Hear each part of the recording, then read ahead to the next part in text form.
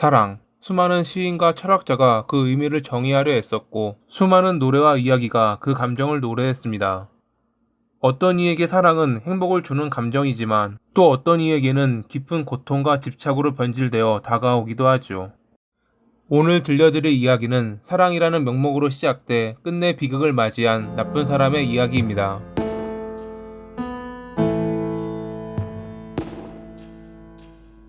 2000년 3월에 미국 테네시주 녹스빌에서 태어난 엠마는 부모님의 사랑을 받으며 자랐습니다. 배려심 많고 친절한 사람으로 자란 그녀는 많은 이들에게 인기 있었죠. 우등생, 활동적인 치어리더, 사람들이 기억하는 그녀의 모습이었습니다.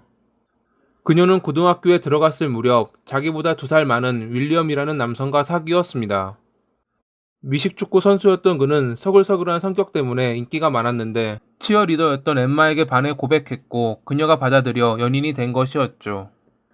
엠마의 부모님 역시 그의 첫 인상을 착하고 예의 바른 청년으로 기억했습니다.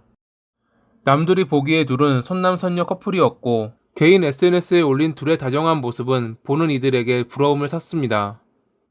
한 번은 엠마가 내가 얼마나 운이 좋은지 봐 라며 둘이 함께 찍은 사진을 올리기도 할 정도로 그들 사이는 좋아 보였습니다. 정말 그녀는 그를 사랑하는 듯 보였습니다. 얼마 안가 윌리엄이 본 모습을 보이기 전까지는 말이죠. 그는 그녀가 다른 사람과 어울리는 것을 원치 않았습니다. 흔히 우리가 봐왔던 나쁜 사람처럼 상대를 통제하려 한 것입니다. 그녀가 이에 대해 반발하자 그의 소유욕과 집착은 더 강해졌고 처음에는 말로 하던 강요가 어느덧 욕설과 주먹으로 바뀌었습니다. 잠시 연락이라도 안 되면 그는 어디냐는 문자 폭탄을 보냈고 답장이 없으면 그녀의 친구들에게 행방을 묻는 전화를 걸고는 했습니다. 심지어 그녀가 입는 옷이 촌스럽다며 딴지를 걸어 자기가 원하는 스타일로 바꿔 입도록 강요하기도 했죠. 이런 삐뚤어진 소유욕 때문에 그녀는 2년의 만남 동안 여러 번 이별을 통보했지만 그때마다 자기가 잘못했다고 용서를 구하는 그에게 다시 돌아갔습니다. 윌리엄의 그런 모습을 좋게 보지 않았던 엠마의 친구들은 그만 만나라고 몇 번이나 말렸지만 그녀는 말을 듣지 않았습니다. 그러다 보니 친구들과의 사이도 서먹해졌고 그녀는 점점 다른 이들과 멀어지고 고립되어 가는 느낌을 받았을 것입니다. 그렇게 그녀는 윌리엄이 원하는 대로 변해갔습니다. 그가 자기를 봐주는 유일한 사람이라 느끼며 주변 사람들이 시기에 둘을 갈라놓으려 한다고 여기도록 말이죠. 그런 그녀를 정신 차리게 한 것은 부모님이었습니다. 어느 날 딸의 핸드폰을 본 부모님은 윌리엄이 보낸 넌 나한테 죽었고 부고 기사를 확인해 라는 문자를 발견했습니다. 요즘 딸의 모습이 좀 이상하긴 했지만 남자친구가 이런 문자를 보낸다는 것은 상상도 못한 그들은 엠마와 차분하게 대화를 나눴고 둘의 관계가 일반적이지 않았음은 물론 좋지 않은 방향으로 가고 있다는 것을 깨우쳐 주려 했습니다. 하지만 이미 윌리엄에게 세뇌되어 있던 그녀는 부모님의 말을 믿지 않았고 그러자 그들은 그녀의 핸드폰을 빼앗아 그와 만나지 못하게 조치했습니다. 이를 알게 된 윌리엄은 자신의 아이팟 터치를 그녀에게 주어 연락했고 늦은 밤에 그녀의 침실 창문을 통해 들어가는 등 만남을 이어갔습니다. 그럼에도 부모님의 거듭된 노력과 설득으로 결국 그녀는 둘의 관계가 정상적이지 않았음을 깨달으며 헤어질 결심을 했습니다. 그녀는 다시 예전 모습으로 돌아왔고 그동안 서운했을 친구들에게 사과와 그와는 곧 헤어질 거라는 문자를 보냈죠. 당연히 윌리엄은 헤어지려는 그녀를 붙잡으려 했는데 그녀가 완강하게 나오자 자기에게 돌아오지 않으면 죽을지도 모른다며 스스로 상처를 내기도 했습니다. 하지만 그녀의 결심은 확고했고 그렇게 둘은 헤어졌습니다. 2016년 11월 18일 엠마는 친구 집에서 열린 파티에 갔는데 저녁 11시 반쯤 모르는 번호로 다음과 같은 이상한 문자를 받았습니다. 사랑하는 사람이 다치는 것을 보고 싶지 않다면 혼자 밖으로 나와. 친구에게 보여주었더니 윌리엄이 보낸 것이라 확신했고 계속 이러면 경찰에 신고하겠다고 답장했지만 울음소리와 비명을 듣고 싶지 않으면 마음대로 해 라는 공격적인 문자가 되돌아왔습니다.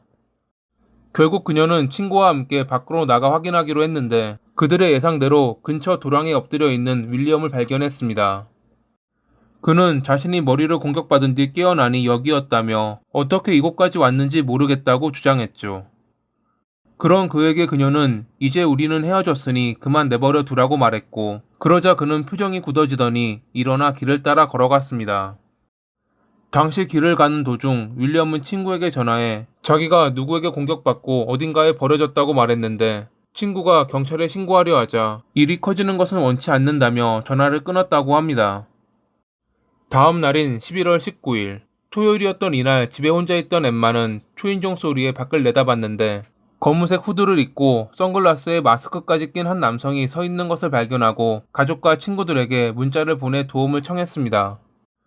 그 사이 남성이 계속 초인종을 누르자 겁에 질린 그녀는 윌리엄에게도 다음과 같은 문자를 보냈죠.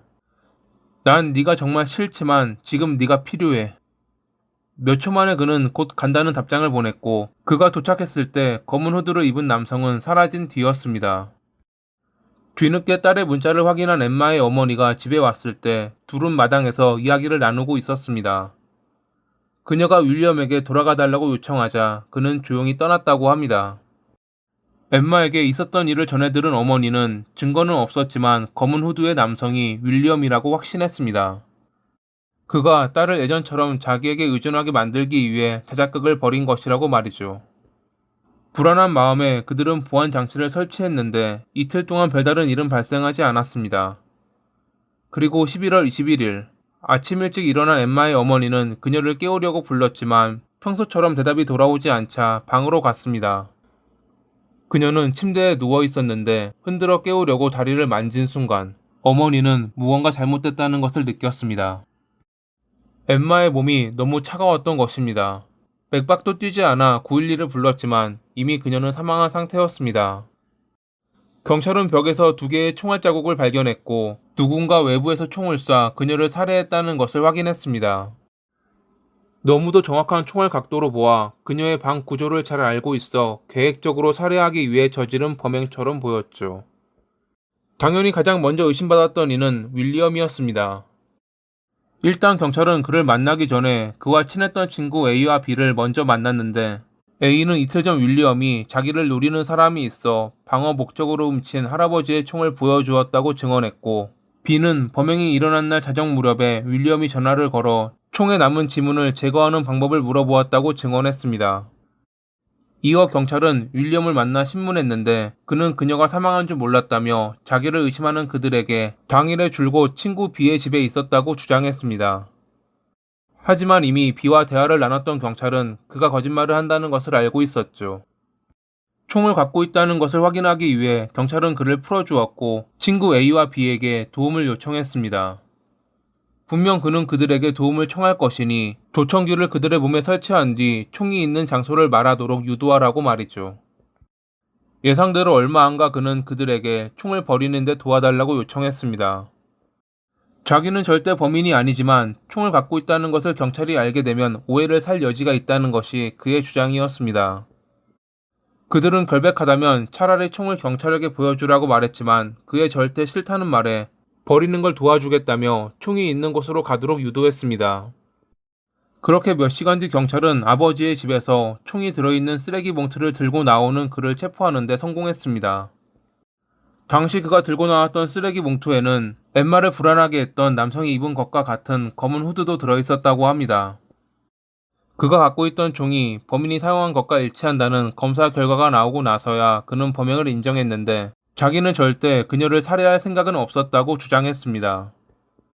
그저 그녀에게 겁을 줘 다시 자기에게 돌아오게 하려고 외부에서 그녀의 침실 방향으로 쏜 것인데 총알이 벽을 관통할 줄은 몰랐고 그게 정확히 그녀를 맞출 줄도 몰랐다고 말이죠. 하지만 앞서 보여드렸던 그림처럼 그가 두 방향에서 쏜 각도는 모두 머리 방향이었고 높이까지 정확하게 맞췄습니다. 만약 그의 말처럼 위험용으로 쏜 것이라면 그녀의 침실 구조를 잘 알고 있던 그는 충분히 다른 방향으로 쏠 수 있지 않았을까요? 결국 배심원단은 5시간의 심의 끝에 유죄를 판결했고 2018년 5월 8일에 재판부는 그에게 51년 뒤 가석방 가능한 종신형을 선고했습니다.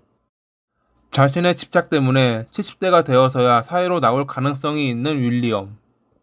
진정한 사랑은 상호 존중과 신뢰에 기초해야 하며 소유욕과 집착은 결국 파멸을 초래할 수 있다는 것을 기억하길 바라며 이만 마칩니다.